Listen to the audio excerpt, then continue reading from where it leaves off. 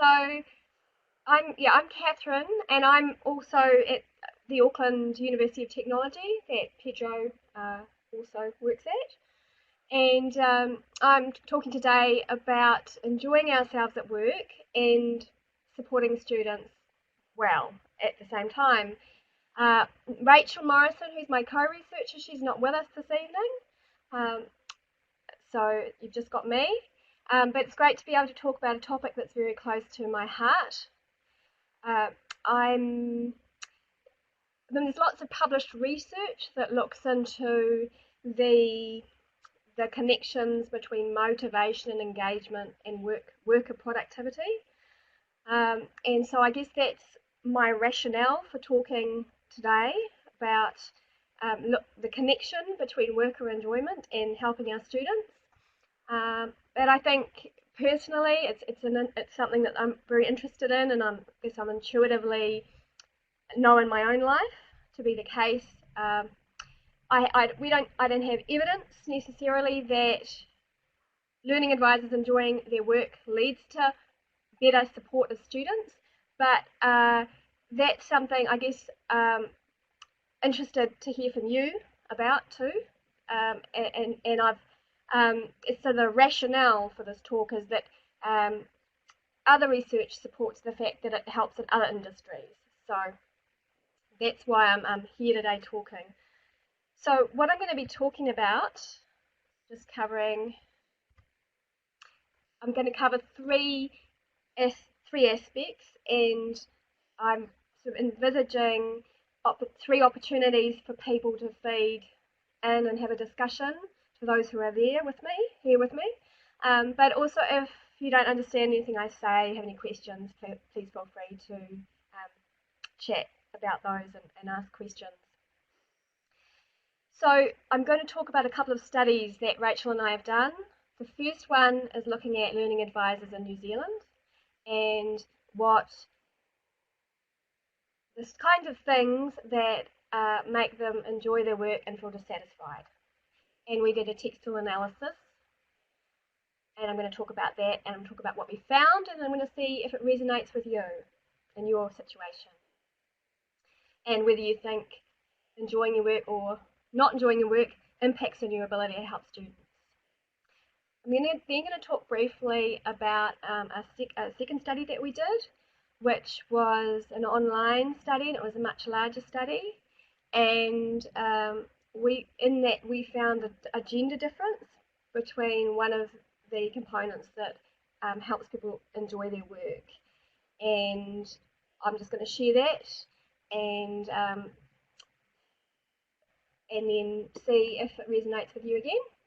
And then finally, I'm just going to, from the original first study, share some strategies that came out of the research for ways in which managers might, who are managing learning advisors, strategies they might be able to use to help them perhaps better promote workplace enjoyment, and also strategies that individual learning advisors might use themselves. And again, I'm really interested to hear any strategies that you have, and we could share those amongst us so that we can perhaps all learn from them and have a better day at work tomorrow. Not that it wasn't good today, but it can always get better. Okay, so on to the first study, where we looked at research into learning advisors in New Zealand and what makes them enjoy their work or not enjoy their work. So we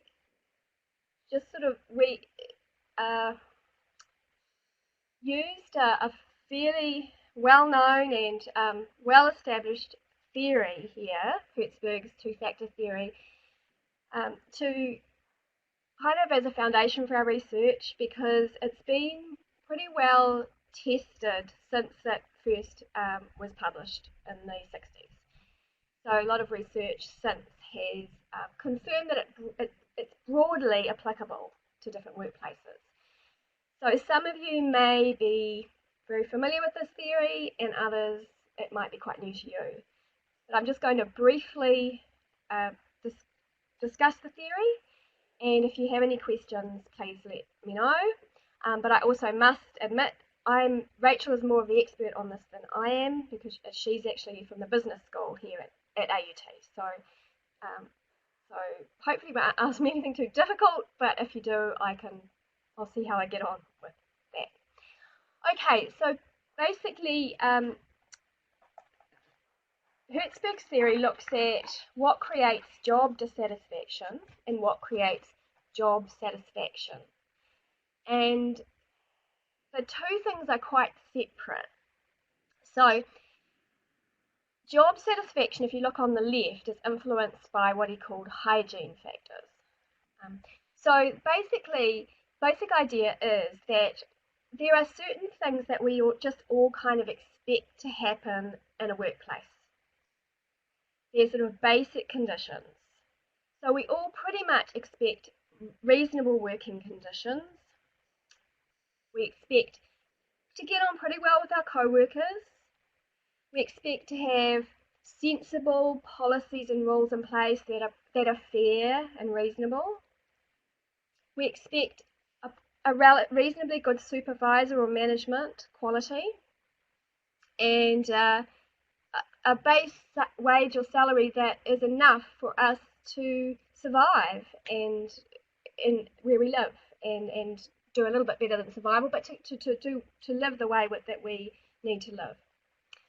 Okay, so we basically expect these things, and so they don't, when we have them, they don't lead to satisfaction, but when we don't have them, they lead to job dissatisfaction.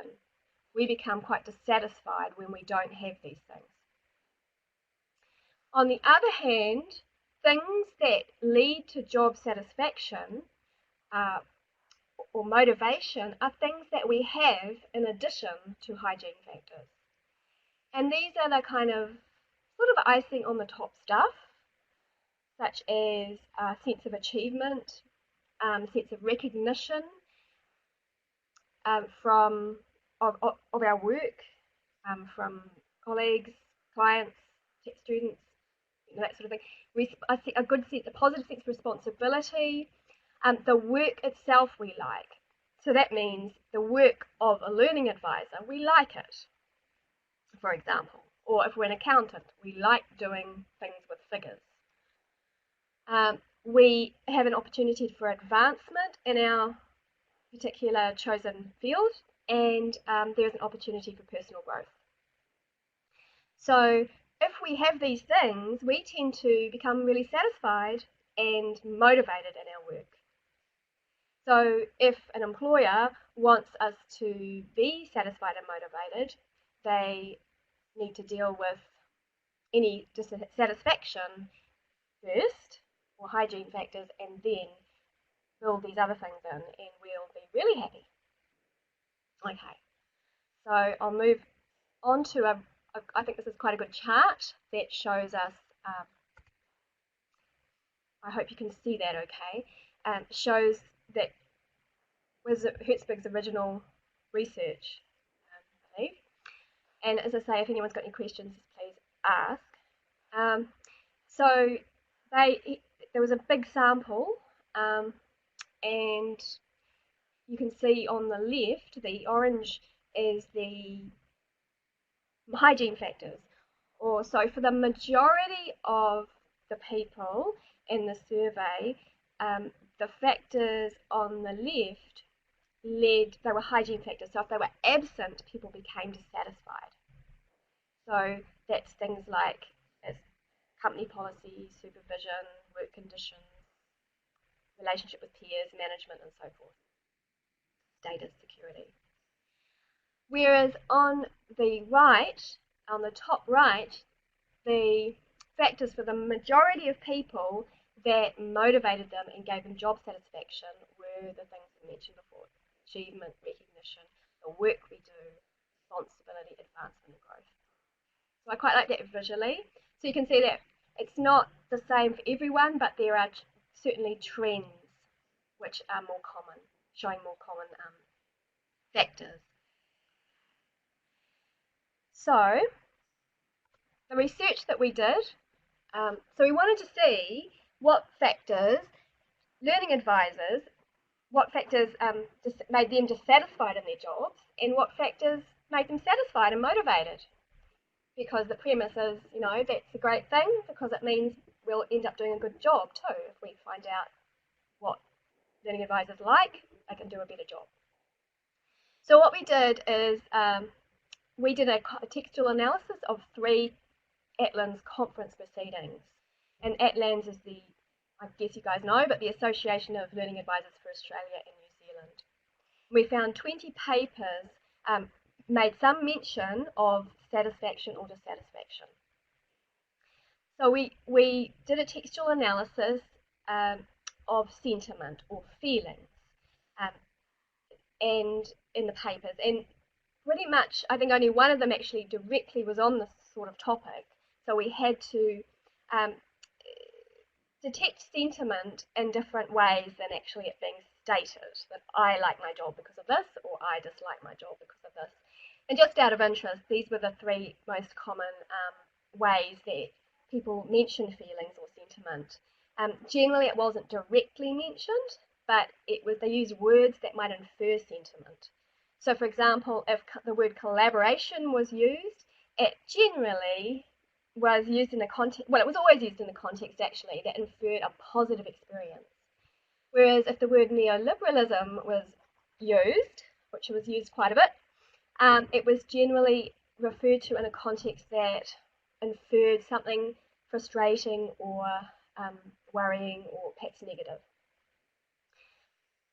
People did also mention direct sentiment. So somebody mentioned, for example, having an enjoyably stimulating interaction with peers. So we know from those words that were having a good time. And finally, sometimes people use a metaphor to infer sentiment, such as the side of an active volcano, which obviously gives you a visual image of some emotions. Okay, so what did we find then? Okay, so hygiene factors, or those factors that lead to dissatisfaction if we don't have them. The ones that got mentioned the most in our analysis were a lack of security and status for learning advisors in New Zealand. And these were generally as a result of deficient company policy. Company policy is Hertzberg's term. What does that mean in a university? Well, so there's policy, administration, the way in which the university is managed.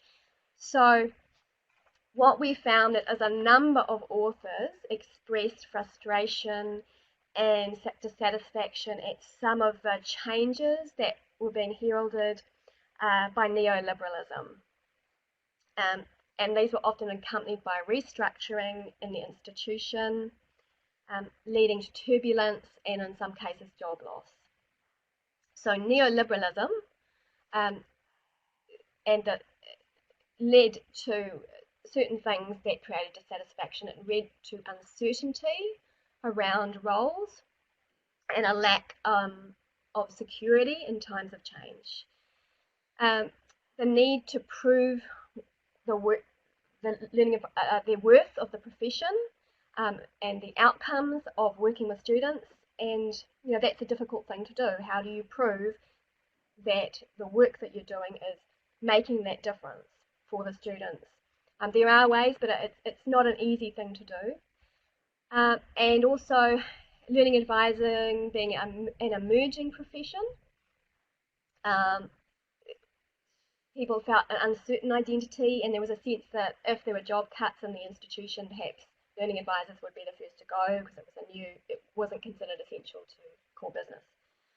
So these aspects, the absence of security and status, and what they saw as good company policy or good university policy, created dissatisfaction and anxiety for a number of the authors. So here's an example of a quote that encapsulates a lot of what I've said. I'll just give you a moment to read that.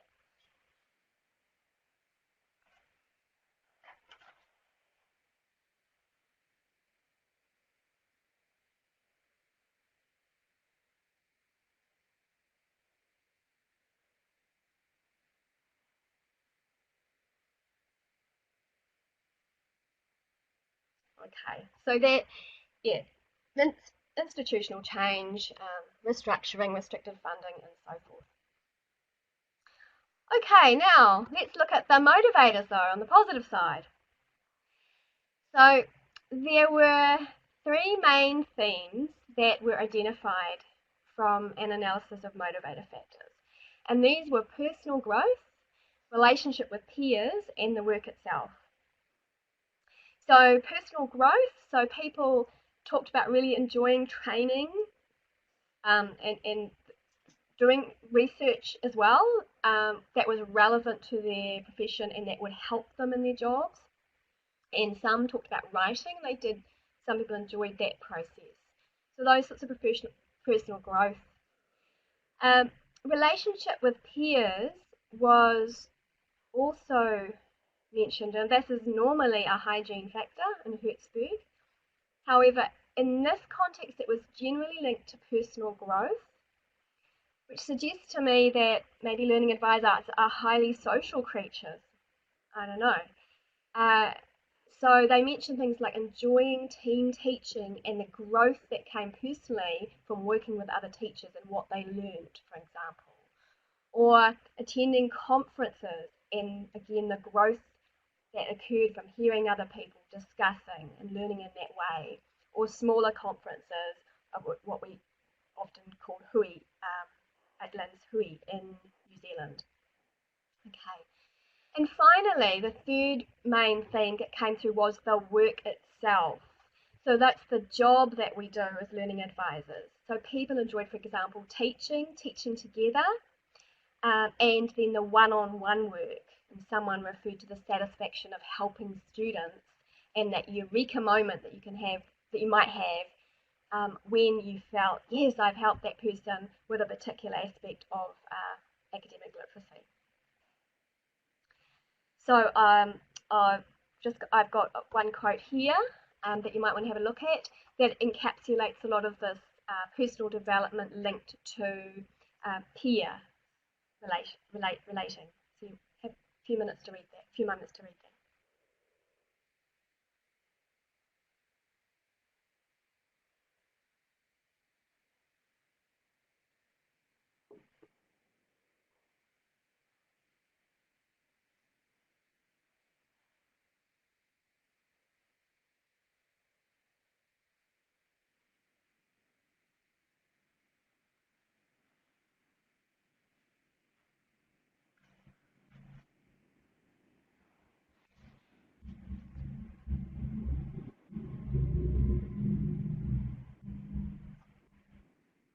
Okay, so this passage referred to really enjoying a writing retreat where they all went away together and they learned about writing.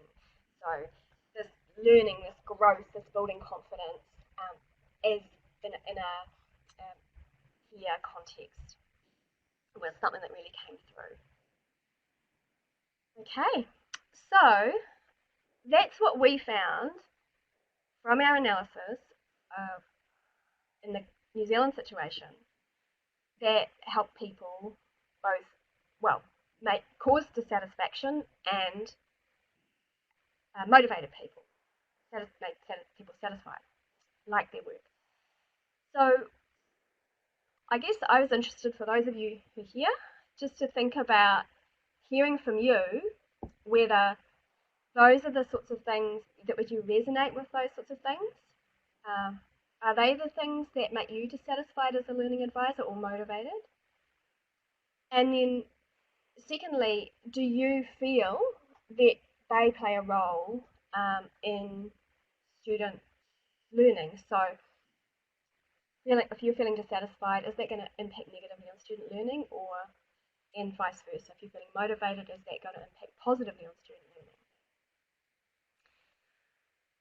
So if anybody has any comments about that, that would be really interesting to hear. And I see Layla's typing, would be great to hear from her.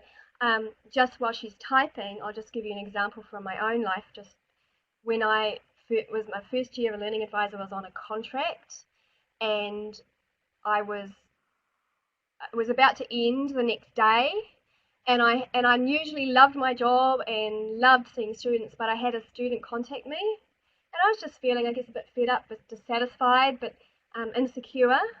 And I think that's probably the worst interaction I had with a student, because I ended up coming across as frustrated, a little bit sort of more teachy, and I just had to think about it afterwards and think what went on there. So that was just a bit of an example from me. So Layla, motivated contact with students in workshops and during appointments. Yeah, yeah. So it's those things about the work itself, the actual role of a learning advisor. Because the eureka moments too, when you're one on one with students, I mean, sometimes it can be frustrating seeing students, or I mean, one of the comments that one of the learning advisors made was that sometimes she had to fight up expectations that someone's going to just proofread her work and not actually work with them to learn their own skills and things like that. But when you have those really great moments when you're actually able to perhaps support someone to develop their skills. Yeah. Yeah. So yeah, sharing frustrations, uh,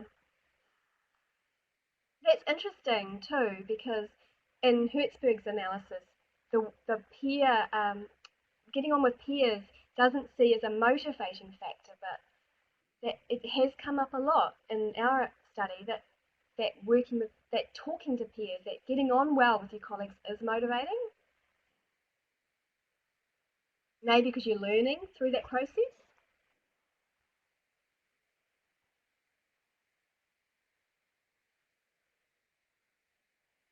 Mm, yeah, sharing it. Yeah.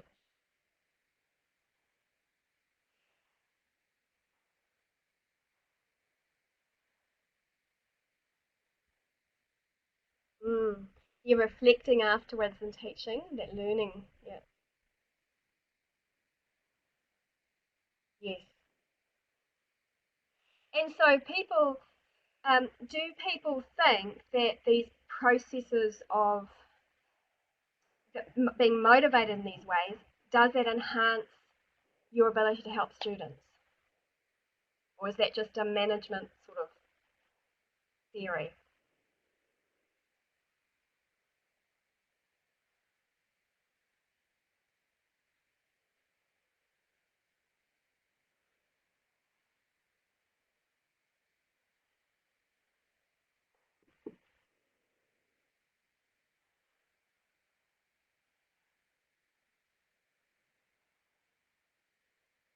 Mm. So okay, so after having a debrief, talking about frustrations, you can come back more refreshed and energized. Interesting. So that, yeah.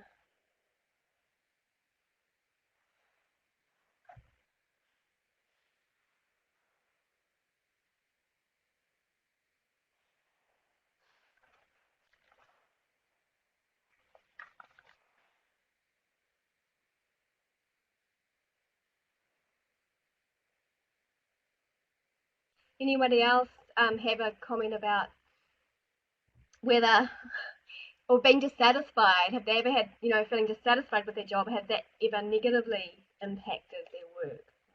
Be honest.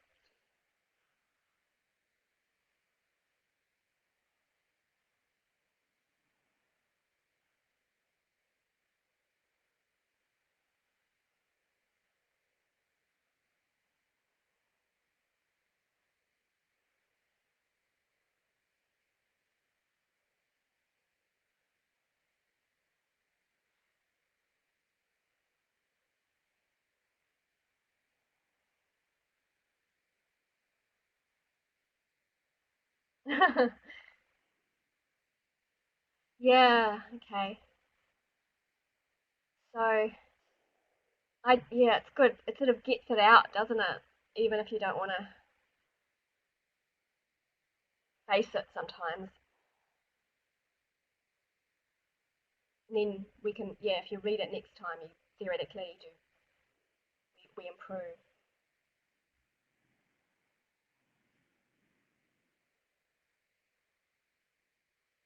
See what Andrea's come up with. Eleanor.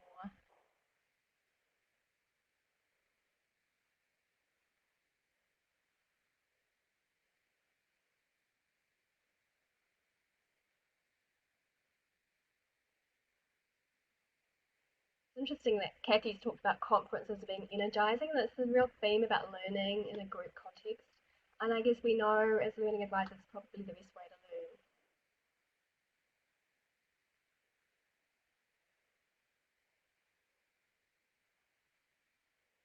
I'm quite sure there were a few people typing that didn't come through, or oh, here we are.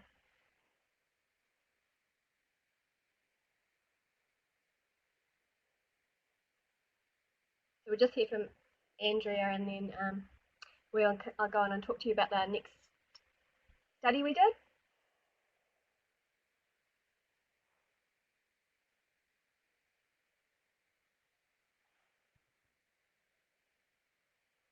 Pressure of high demand, so that creates dissatisfaction.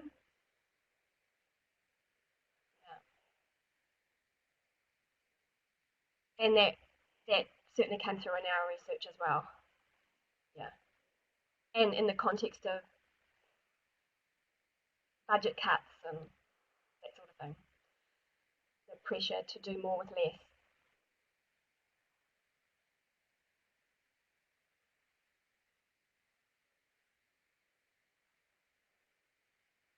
So thanks for that.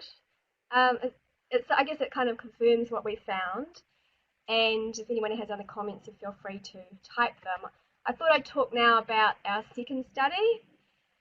Uh, so this was when we found some uh, gender differences, which were kind of interesting and made me think a bit about myself. So what we did here, um, it was a survey, this one, and it was bigger. It was 146 working adults, and it was international, and it was an online survey, and we asked open-ended questions.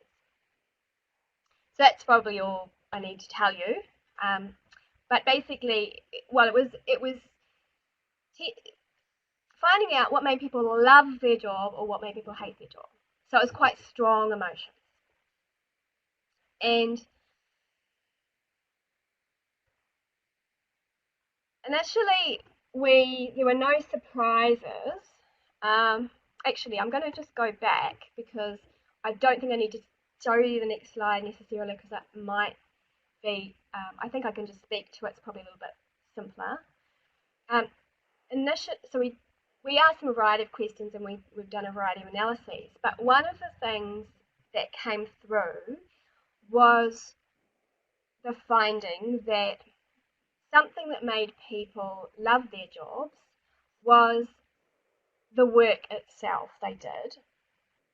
So, and that has come through in the chat and in our previous research about learning advisor work. So, if we were applying this to learning advisors, it would be perhaps teaching in a classroom situation, team teaching, one-on-one advising. That's, I guess, our core of what most of us do. And loving that part of it. So if you're somebody else, you're a builder, you would like, I guess, building houses, the actual activity of it. If you're a accountant, you like, as I said before, working with numbers and so forth. So what we found was, yes, this was a really strong factor in what people enjoyed about their job. It was that job itself stuff. So, but we dug a bit deeper because we thought, well, we can't. Part of it was we thought we can't publish that because it's exactly the same thing as Hertzberg found. But maybe there's something different here, and we had a little bit of a sense looking at the data sort of on a bit of a superficial level, because we originally used a software program to do the analysis, which came up with the broad, it was LexiMancer software, to come up with the broad findings, which fitted with Hertzberg. But some of the comments that we saw seemed to reflect perhaps something, a gender difference, but the LexiMancer software didn't seem to dig that deep. So we cut all the pieces of paper out and we did a manual thematic analysis around gender, because we seemed to be seeing a trend. And what we found was that it became clear that the sense of enjoyment people gained related to the work itself, but related either to a sense of competence at work, that was being good at the job or the activities, or a sense of challenge in their tasks. And this is big challenge, like achieving what initially seemed too difficult or near impossible. And we found that those who spoke about competence were almost all women, like 99%. The majority who spoke about challenge were men. So here's a few examples. And I'd say it's always a bit awkward making these kind of gender, because it's not global, but these were trends that came through. Competence, so women, so one of the women here, she argued, I love this job because it gives me the ability to argue and use my legal knowledge and research. So she was competent, fully competent in this, and the job gave her the ability to be competent, to use her competence. Or for the second woman, the enjoyment I get from my work is because of my ability to match commercial invoices and pro forma invoices. And she has to match these exactly. And I'd never had an invoice returned by the bank because it did not match the requisitions. And she's really proud of that, her competence. This proved to me that I knew my job well. And there was lots and lots of quotes like this about people enjoying their job because they felt competent. If we go on to the second group of people, which were the majority were men, the vast majority were men. The first person here, as a New Zealand small to medium enterprise, working with the team to win a large contract with one of the world's biggest companies, headquartered in the USA, I was up against a large and sophisticated competition, but winning the work, David and Goliath stuff, that's what made him love his job. David and Goliath stuff. Those, huge challenge and meeting that challenge. The second one there, I love my job because we get challenges that haven't been solved yet. We get asked to work on things that haven't been worked on before. So, and again, lots of these sorts of quotes from mostly the men. So, I thought that was quite interesting. We thought that was quite interesting, and we've gone on to do some analysis and writing that up. But just for the purposes of today, I just thought I'd share that with you because we haven't actually published on this yet, but we have presented at a conference, and we've sent a paper off for publication. But I just thought it might be kind of a bit fun to share and just see whether you kind of agree and whether you prefer being stretched into a challenge that you maybe not possible, or you prefer that sense of being extremely competent. And I'm sorry, those little people are over the word competent, so that should say extremely competent. And I guess what I'm, maybe if we reflect in terms of our learning advisors role, sorry, it caused me to reflect, because I realized that it does really, I like challenge. However, for me, so if I'm running a new program, for example, I ran a new program for mature students last year, but the pleasure I got and the enjoyment was that it went well, and that I could then say, and I managed it well, and I could then say, I guess I was competent at it. Uh, Whereas if I know personally, I'm more reticent to put my hand up for the big challenges. And I think sometimes that might, that's good in a way because I know what I enjoy. But at the other hand, I also wonder sometimes that might hold me back from a challenge that I maybe could otherwise move into. I was just saying, any thoughts, comments that fit with you or you agree?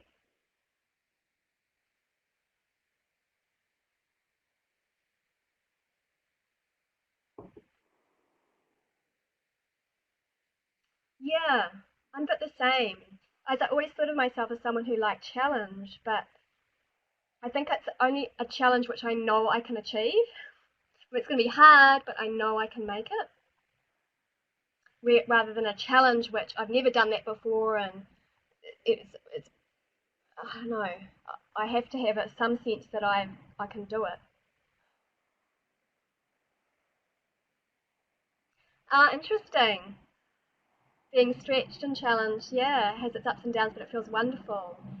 Yeah, and I guess we've all had that experience of, even if we prefer to stay in that competent zone, we've probably all done something or been put in a situation where we're really, really stretched and we're thinking, my goodness, am I going to do this? Am I mad? What, choosing this, or why did they put me in this situation? But it can feel great once you've achieved it.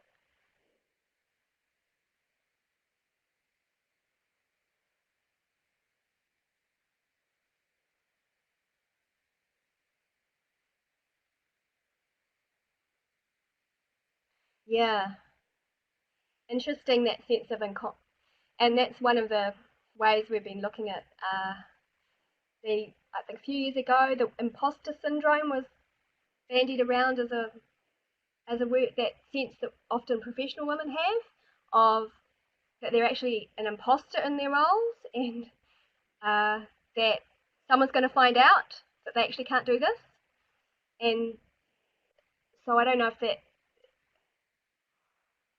that relates to that, because obviously you did manage it, but it mm, uncomfortable.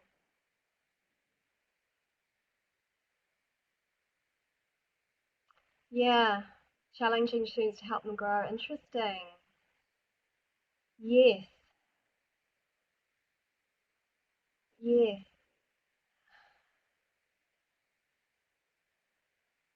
I'm just wondering also about some of the students that don't come to see us, who we know could benefit. Is there a concern there that from them that they're going to be challenged or stretched beyond something that they feel they can cope with? I don't know. Just a thought.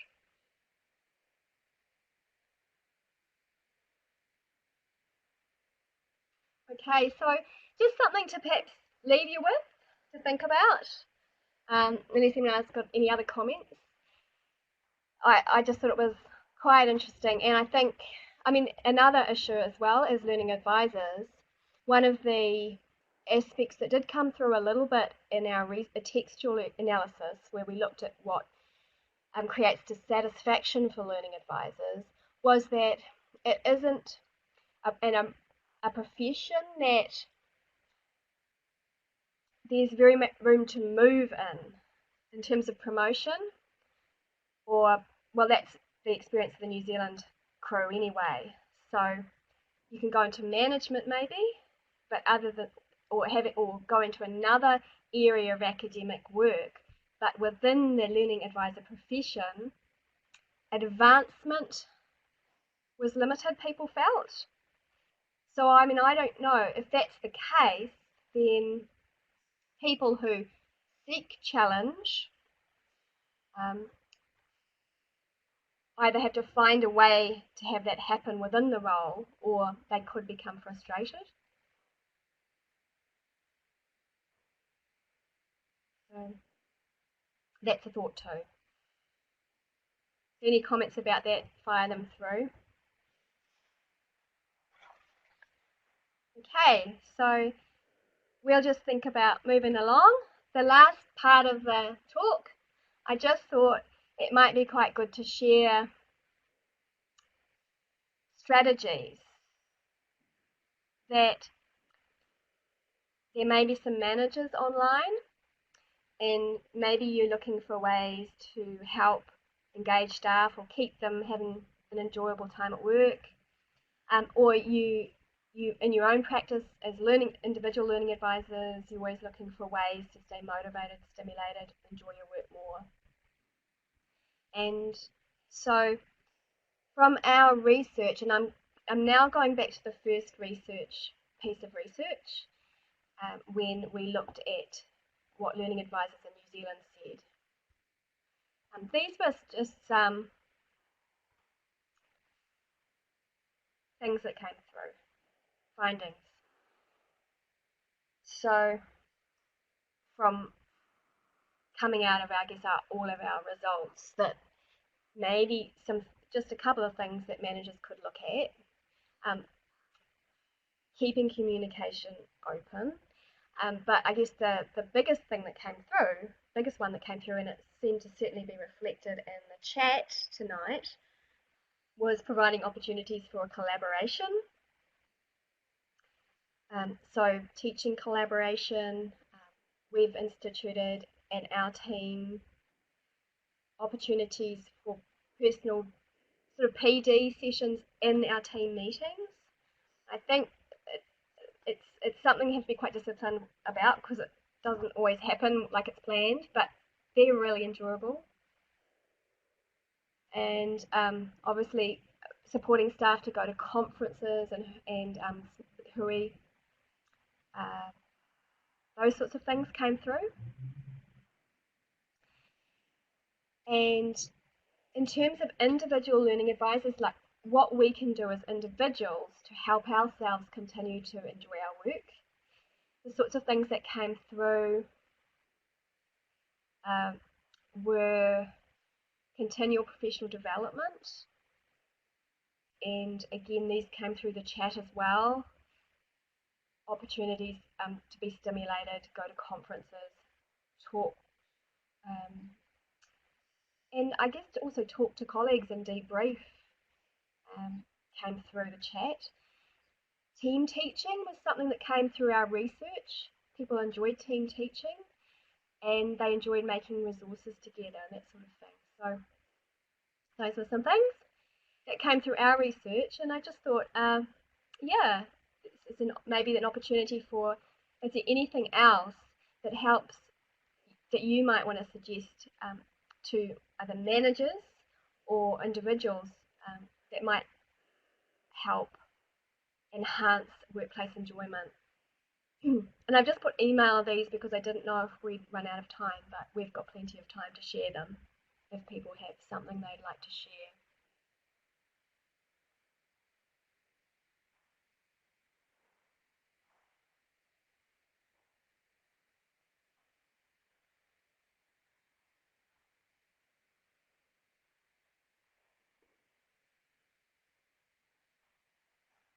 Tips for having fun at work.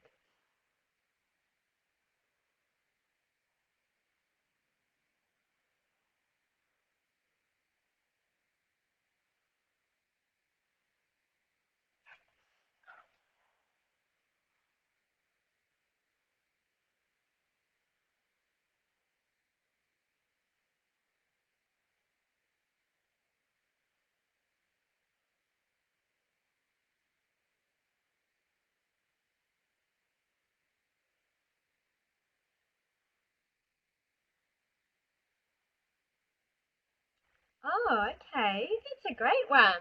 So as a manager, providing your staff with PD days.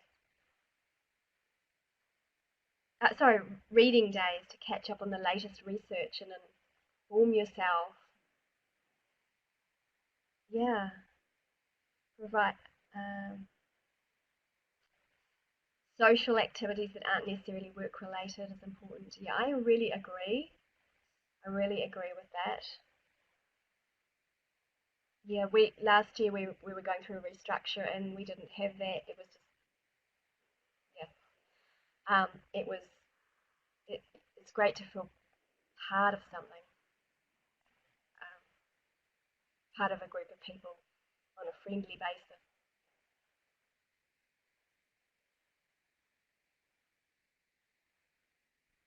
Okay, writing and publishing stretches you, yes. And I think one thing, yeah, I found is trying to keep those things up that you do enjoy because I really like writing as well. And if I'm not so keen on my job, is at that time making sure I get some writing in does enhance my enjoyment.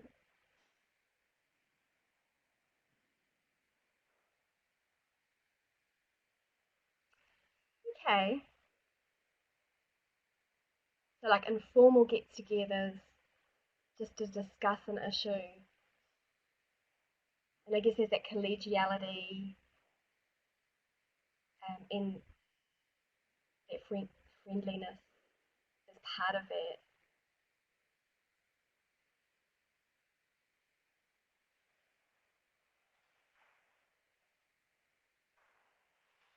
Oh, well, thank you. It's really interesting to hear because what's coming through, and which is one of the things that came through very strongly, as I've said, in our research, was this what does Hertzberg call it? Co-worker relations and the importance of co-worker relations actually for motivation um, in the context of learning advisor work. And he actually would classify that as a hygiene factor, but actually it seems really important for us as learning advisors to have good co-worker relations in the sense of using those to build friendliness, but also develop and grow and discuss and debrief and learn together about how to be better learning advisors. So on that note, I guess I can return to um, my the assumption or the I made at the beginning or the rationale for this talk was that I had a sense that if learning advisors enjoy their work more, they're going to be doing a better job at supporting students. And I think that the discussion we've had, our research findings and the discussion I've had with you today suggest that to be the case, and that part of enjoying work for learning advisors is that co-worker, um, working with co-workers in terms of their professional development, which will then enhance student learning because people will know they're better informed and refreshed what they do.